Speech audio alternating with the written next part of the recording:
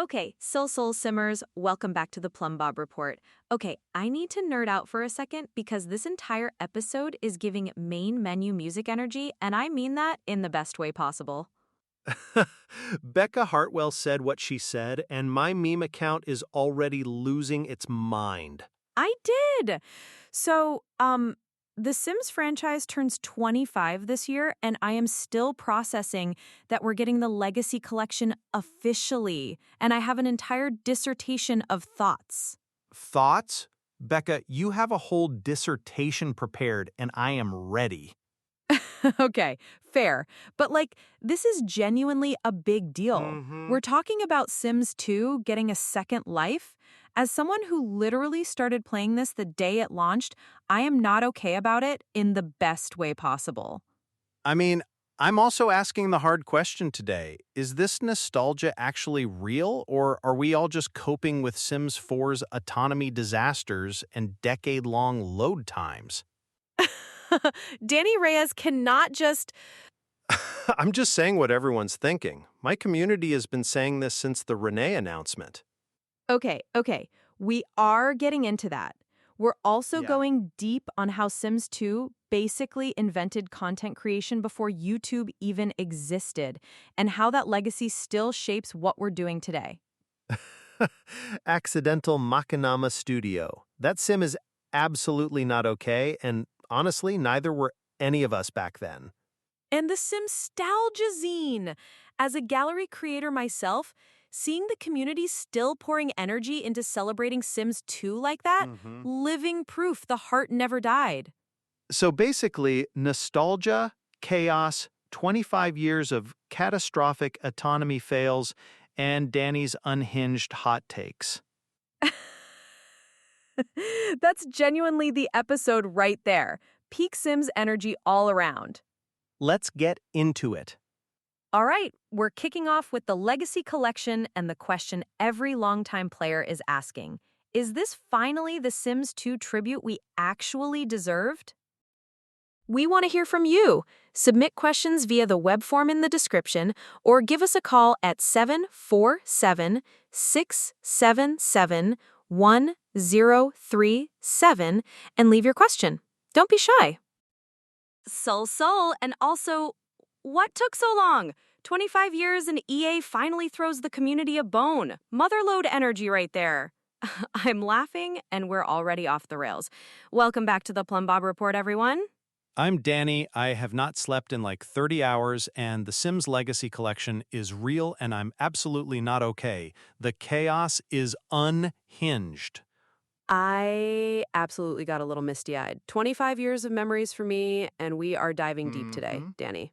Like, my brain cannot compute that. I wasn't even in kindergarten when Sims 2 launched, and I didn't discover the chaos until high school. But the cultural moment? Yeah, I feel it now. And I was 10 years old in the year 2000, sitting in front of a family computer, watching my Sim set herself on fire, making mac and cheese. Devastated me for a week.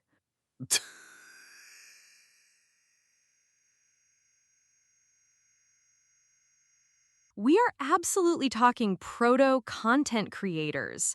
That's next. Okay, I need to nerd out for a second, and I mean really nerd out, because this is the part I have been waiting to talk about since we started planning this episode. Oh no, here we go. This is the deep dive energy I live for. So we teased it in the intro, this idea that Sims 2 players were proto-content creators before that word even existed. And I genuinely don't think people appreciate how revolutionary that actually was, especially if you weren't there in 2003 watching it happen in real time. Break it down for me. So, Sims 2 shipped with this in-game camera system. You could control angles, set up cinematic shots, use lighting tools that wouldn't be standard in most games for years. Wow. And the animations, the facial expressions, the character models had soul. Genuine, readable emotion that actually communicated what they were feeling. It was revolutionary for a life sim. Okay, real talk. Sims 2 had better facial expressions than half of modern AAA games, and my 200K followers will back me up on this one. I will absolutely die on that hill. You're absolutely not wrong. And that combination, the camera tools, the expressive animations, the sandbox storytelling, it turned the game into this accidental machinima studio for everyday people. It was genius, honestly. People were literally making full cinematic drama series with plot twists, music videos, like legitimate screenwriting happening inside a game engine from 2004. With no monetization, no metrics, just vibes and drama. And people saying, imagine if we lost all this tomorrow. It slaps different. Exactly. And the styles of content Sims 2 enabled were so tied to that engine's specific strengths, the dramatic close-ups, the chaotic romance arcs that felt genuinely unscripted, build tours where the creator would actually stage a narrative through the lot design. Sims 4 still hasn't quite captured that storytelling register, and I think that's partly because the game wasn't designed for it the way Sims 2 was. Wait, really? Like, mechanically speaking? Because that's actually insane to think about. Yeah, I mean, Sims 4 Sims are expressive, but there's something flatter about some of the emotional beats that Sims 2 just...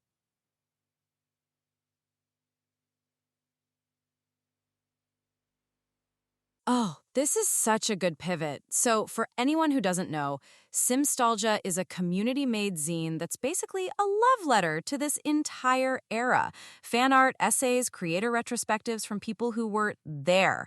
And the fact that it exists, that people are still pouring creative energy into celebrating Sims 2's cultural moment in 2025, as a gallery creator myself, that hits different. That's not nostalgia. That's people saying, this mattered, and we're not letting it die. That's not nostalgia tourism. That's a living, breathing community that absolutely refused to let this era disappear. Full stop. Exactly. The grassroots creative culture that Sims 2 built didn't just vanish. It evolved into something living. Modders, gallery creators, zine makers, apparently podcast hosts now. It's all the same DNA, same passion, same I'm making this because I need to exist. The autonomy said, make something and share it, and the community said, yeah, okay, forever. That's genuinely the most accurate thing you've ever said. I have my moments. Okay, but, and I say this as someone who genuinely loves all of this, can we talk about whether EA actually understood what they had? Because that feels extremely relevant to why the Legacy Collection exists right now. Oh, that is a great segue, because the Legacy Collection announcement is sending us signals about whether EA actually understands this history, or if they're just now realizing the community was keeping their legacy breathing. And we should absolutely dig into what's actually in that collection and what it signals about their vision moving forward. Yeah. Is it a love letter, or is it a cash grab? Or, and I'm genuinely asking, is it EA finally admitting that the community was doing their job for them the whole time? Both. Honestly, probably both, but in ways that matter way more than people realize. Let's dig into it. Okay, so we've been talking about what Sims 2 was. Let's talk about what EA actually did with it. Right. The Legacy Collection. Because my first reaction was, okay, honestly, suspicious. And my entire meme account immediately flooded with, is this it? Questions.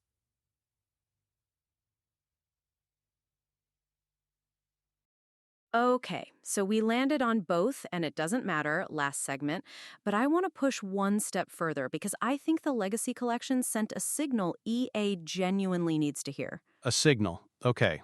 Okay, what's the actual signal here? That depth matters. Like, what made Sims 2 work wasn't just nostalgia bait, it was the personality system actually forcing conflict. Sims with opposing traits genuinely disliked each other. There were real consequences, memories that stuck with you.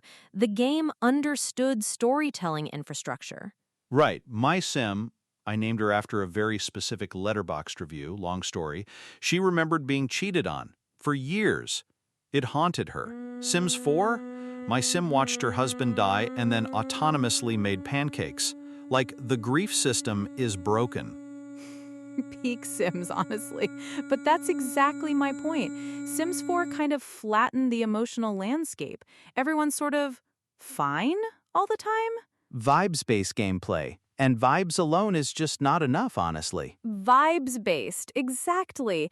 And neighborhoods had stories in Sims 2. Pleasant View wasn't just a backdrop, it had drama woven into the DNA before you even touched anything. Don Lothario was already a complete mess when you loaded in, like zero player effort required to create drama. The neighborhood had its own life. He absolutely was a mess. And that's the thing.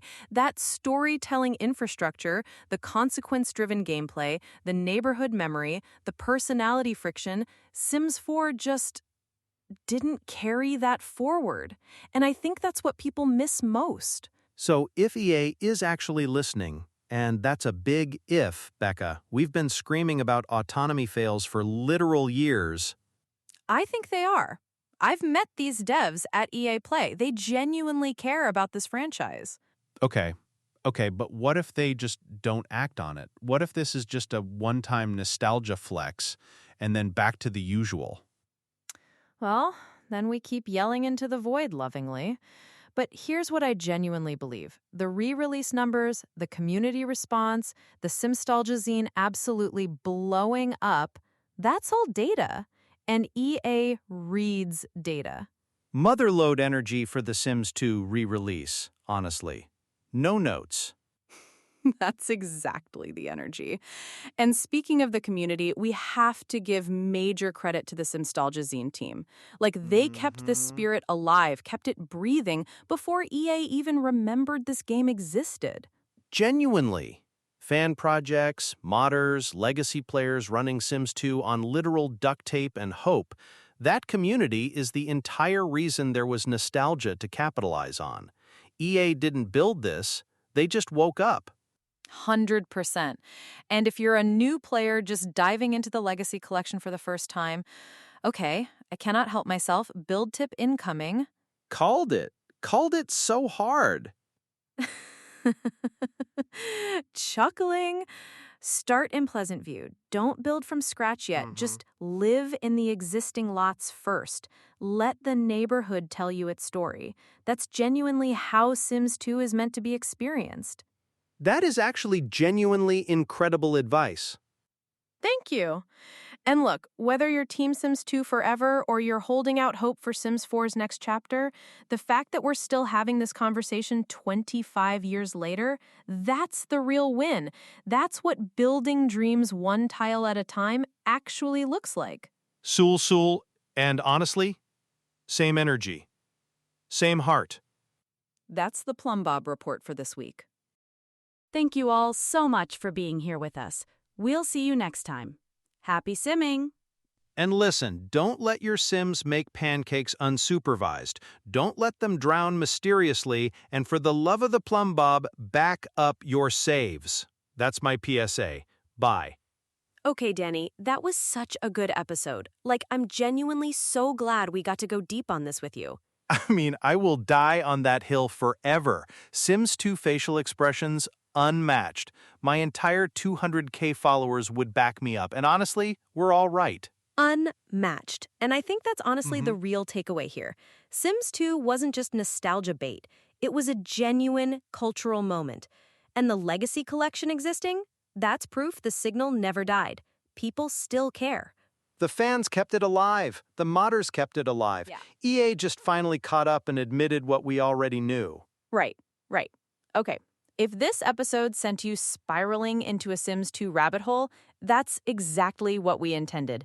Believe me, I know the spiral. I've been living in it since 2000. Zero regrets. Soul Simmers, subscribe wherever you get your podcasts. Drop us a review. It genuinely helps other fans find us. And please share your wildest, most unhinged Sim stories with us on social at Plumbob Report. We read every single one. Thanks for being here. Building dreams one tile at a time. We'll see you next time. Stay chaotic, Simmers. Here for the community chaos. Bye.